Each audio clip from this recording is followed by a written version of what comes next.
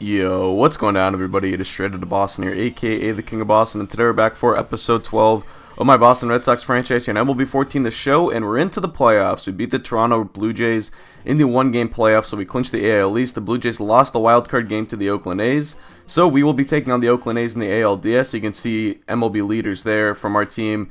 Daniel Nava gets a Silver Slugger, Pedroia gets a Gold Glove, and Ortiz gets a Hank Aaron Award. And you can see I did make a pretty big mistake. I wanted Mike Harp to be on the postseason roster, but I didn't have him on the active roster on August 31st, so he cannot be. So anyway, we have an extra arm in the pen now, and that'll be Felix Dubron. We shorten our rotation to 4 guys, and you can see we go down 2-1 against the A's. As always, I'm only going to be playing the elimination games for the 5-game series. For the 7-game series, I'll play the first game, then the elimination games, but for now, just the elimination games. And we're going up against the Oakland A's, and they've taken a 2-1 series lead on us. So Brandon Workman gets the call in Game 4, despite having John Lester fully energized. I'm saving Lester for Game 5. I want everyone to get a turn in the rotation, and I have confidence that Workman can give us a quality start here in the O.Co Coliseum with our backs against the wall.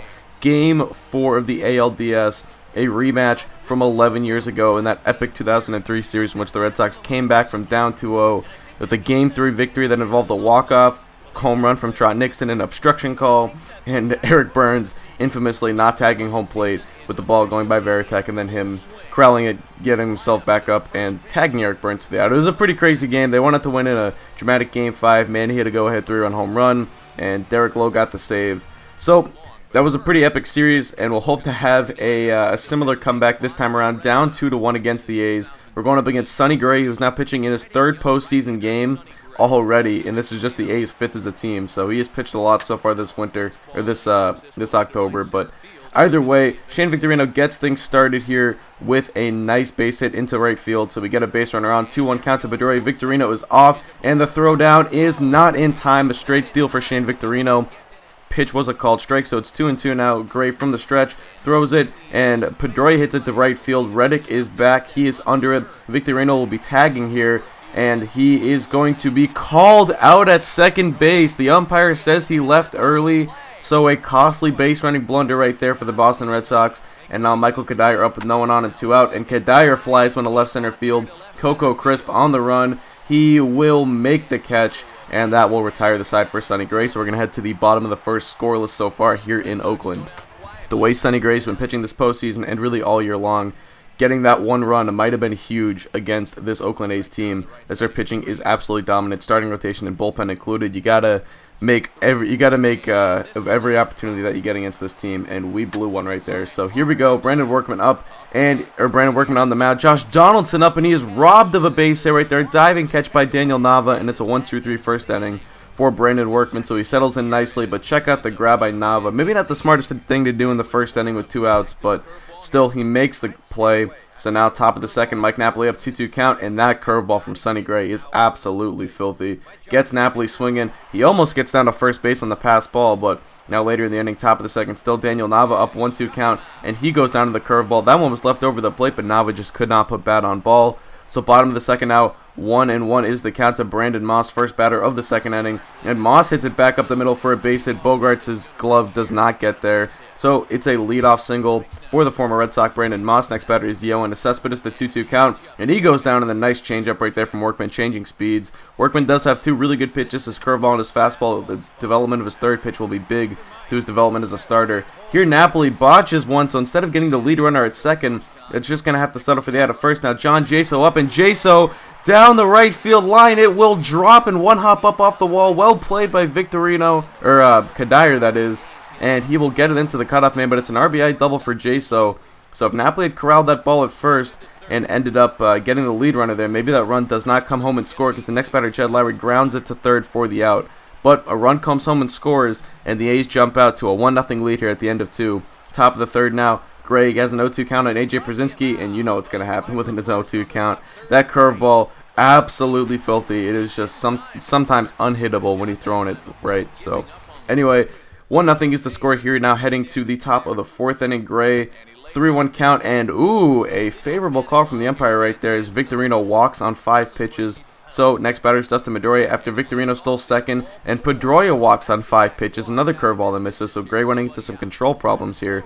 Next batter is Michael Kadire, the 1-1 count, and Kadire grounds one softly. Gray to second for 1. He will get the out there, throw to first, not in time, and that's going to make it first and third with 1 away. 1-0 to Big Papi. He hits it into the left. That is caught, and I swear I don't know what happened because I swear I was only controlling the guy on third base, and the guy who was caught in between first and second started to go back, but then he just decides to start going forward. So I don't know if that was the CPU or if I hit the wrong button, but another base running blunder for the Red Sox. And now Cespedes to deep left. If it's fair, it's gone, but it will stay foul. So Workman catches a break there. Now later in the at-bat, 1-2 the count, and there is a cutter right there from Workman that gets Cespedes, who is now striking out twice on the evening so far. He is a little bit frustrated with himself, but John Jaso up. RBI double in his first at-bat. In his second, he goes down in the high heat. So Workman recovering nicely from a rough third inning to get the A's to go down on 1-2-3 in the fourth.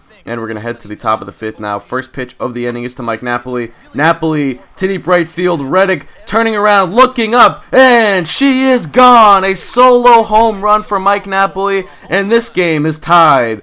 Napoli takes it to right field, a rare opposite field home run for the Red Sox slugger, and he gets the first run of the ball game off of Sonny Gray after a couple of base running mishaps by the Red Sox. It's good to not leave that one up to a base running mishap and just hit it over the fence for a solo shot. But Napoli, a huge home run, ties the game up, gets the Sox right back in it, as this game is now 1-1. So top of the fifth still, Will Middlebrooks up, first pitch of his AB, and that's back up the middle for a base hit, so he'll get on base now. The Red Sox not having trouble getting base runners off of Gray, but it's about capitalizing on these opportunities right now. Przinsky up, 1-2 count, Middlebrooks goes, and Przinsky hits it right where Lowry would have been, but that gets through instead. Middlebrooks to third, and it's now first and third with 2 away. Now the next batter will be the leadoff man, Shane Victorino. And now Przinsky taking his lead off at first. Gray looking over there, and he caught Przinsky sleeping. Now this one I know exactly what happened. I was holding my controller, and I ended up sort of taking my left hand off, and my right hand sort of naturally moved up a little bit,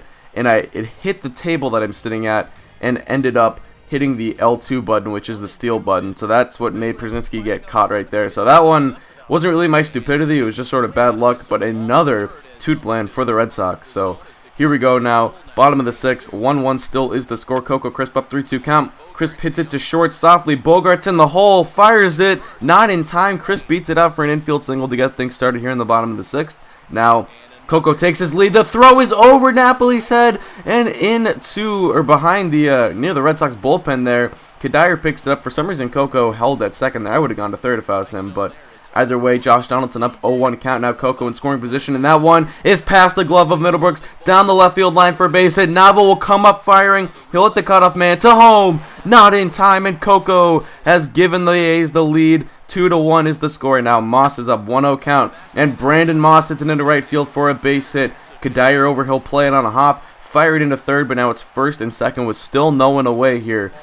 Now the Cuban slugger, Y1ALDSG4 Cespedes is up. He's already struck it out twice today, but this time he hits it into right field for a base hit. Kadire coming up throwing once again. The A's will hold the runner at third, so now the bases are loaded for Josh Reddick, who will come up. Workman still in the game, 1-1 the count. Reddick hits it to Napoli. He'll go home with it for one. Back to first in time. And it's a 3-6-1 double play for the Red Sox. Now 2 away, and that's going to do it for Workman. He gave us 5 2/3 of great pitching. I wouldn't say great, but he did what he had to do. He put the team in a position to win, and you couldn't have asked for much more than him. We're going to turn it over to none other than Felix Dubron to try and get the lefty here, as it will be John Jaso up. 1-2 count, and Jaso goes down swinging on the changeup. His second strikeout of the day, and Dubron gets the Sox out of the jam. You can close the book on Workman. He goes 5 2/3, 8 hits, 2 runs, and a few Ks. Gray so far, 6 innings, 4 hits, 1 earned run, 2 walks. But that's going to do it for Sonny Gray. We're going to skip ahead here into the top of the 8th inning. Ryan Cook will come in to pitch for the A's. Bogarts here up with 1 out, the first pitch of the AB, and Bogarts to deep right center field. Reddick going back, and he will not make the play. He runs up against the wall, Crisp over to play it, Bogarts will hold at second, but it's a one-out double for the Red Sox, who are trying to find life here with their offense. Take a look at the replay. Reddick went for the catch. Great backup by Chris to hold him to 2 now, because with the 3-2 count, AJ up. AJ dribbles one in front of the mound there. That will be picked up by Gray. Fired on to first in time now. 2 away. Bogarts gets the third. Victorino up. 3-1 count. And this one is popped up foul territory. Jason over by the ALDS logo. He will make the play. So we are on to the 9th inning here now. Bottom of the 8th actually still. And Moss will ground into this 4-6-3 double play. Workman gave us about, 2 1/3 great innings of relief. So he saved our bullpen a little bit here for a potential Game 5. But we've got to score here in the 9th to get it to Game 5. Sean Doolittle will come on, the dominant ace closer. Recently locked up to an extension. He's been phenomenal in real life. But now 2-2 count, Pedroia up. And Pedroia hits it into the 5.5 hole for a base hit. And he gets the leadoff man on. So the Red Sox have some life here with the heart of the order coming up. First pitch, Pedroia's off. Ball taken. Throw down, not in time, and Pedroia's in. So we got a runner on second with none away here. Michael Kadire at the plate, 2-0 count. And he flies one to right. Reddick is under it. Shallow right field. Let's see if Pedroia tests it. He will. The throw is offline, and Pedroia's in there. So Kadire gets him over to third now with just 1 away, and a big poppy David Ortiz up. I do not have to tell you guys how much of a clutch hitter David Ortiz has been for the Red Sox in the past. 0-1 count, and he flies one to shallow left. Donaldson on the run. He'll make the play, but 2 away. A bad AB for David Ortiz right there. Next batter is Mike Napoli. It's all up to him. 2-1 the count. Doolittle fires. Hit to short. Lowry in the hole. Fires to first in time. And for the first time since 2006, the Oakland A's are on their way to the ALCS. The Boston Red Sox season ends after a 4-game defeat in the ALDS. A disappointing way to end a season for the team with the best record in the American League. But if you had told me coming into the year that we would end up losing the ALDS, I would call it a success. I named this year as a bridge year. Next year might be similar. We're trying to get it over to the young guys to take over in the future. But as for now, with the veterans on the team, they did a remarkable job this season.